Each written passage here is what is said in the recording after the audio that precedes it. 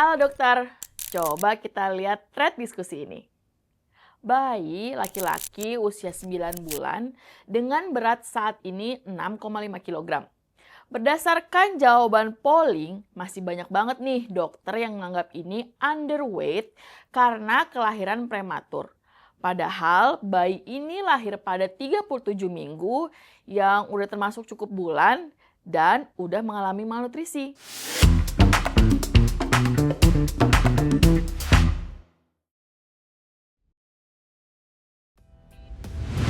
Sungguh mengejutkan ya dok, terlepas dari semua program stunting yang ditunjukkan pada dokter Indonesia, berdasarkan hasil polling yang tadi nih ditemukan 37% dokter yang memberikan jawaban benar bahwa anak ini mengalami malnutrisi berat.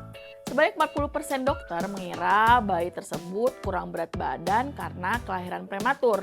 15% dokter mengira bayi ini kurang berat badan sedang. Dan ada 8% dokter yang mengira anak tersebut memiliki berat badan normal. Nah, mari kita perbaiki ini. Karena dokter seharusnya 100% memberikan jawaban yang benar. Hal ini penting banget dok, karena akan berdampak pada anak-anak dengan masalah kesehatan jangka pendek dan panjang yang sangat serius. Untuk menentukan status gizi anak, WHO ada beberapa kurva, yaitu panjang badan atau berat badan menurut usia, indeks massa tubuh, lingkar kepala, dan berat badan menurut panjang badan. Nah, sekarang kita bedah kasusnya.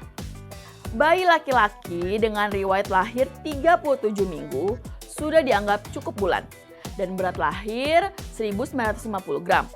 Anak ini termasuk BBLR dan kemungkinan small for gestational age.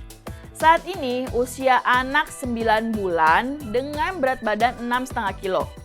Dengan usia anak dan berat badan bisa jadi modal kita untuk menentukan status gizi bayi menggunakan kurva WHO. Nah, sekarang kita plot ke kurva berat badan per usia. Pada kurva yang horizontal merupakan usia dalam tahun dan bulan, sedangkan kurva yang vertikal adalah berat badan. Tinggal kita masukkan data usia 9 bulan dan berat badan 6,5 kilo. Ternyata poinnya di antara standar deviasi min 2 dengan min 3. Artinya apa? Berat badan kurang atau underweight moderat. Anak ini sudah masuk spektrum malnutrisi. Oleh karena itu, bayi ini membutuhkan pemantauan ketat dan intervensi dini untuk meningkatkan status gizinya. Idealnya, evaluasi pertumbuhan bayi juga mencakup panjang badan dan lingkar kepala. Namun, data yang ada saat ini sudah cukup untuk segera memulai tindakan yang diperlukan. Pertama, kita harus pastikan tidak ada tanda emergensi. Kedua, nilai penyebab yang dapat diobati seperti tuberkulosis, penyakit diare, malaria, pneumonia, dan penyakit GI tract yang dapat menyebabkan malabsorpsi. Yang ketiga, dokter lakukan asesmen nutrisi. Dokter harus langsung cek tanda komplikasi akut yang mengancam nyawa seperti hipoglikemia, hipotermia, dehidrasi, infeksi berat, atau gangguan elektrolit dan gagal jantung. Kalau ada satu aja tanda ini namanya emergensi. Dokter wajib rawat inap. Sebelum lanjut, dokter udah tahu belum soal e-course Alomedica?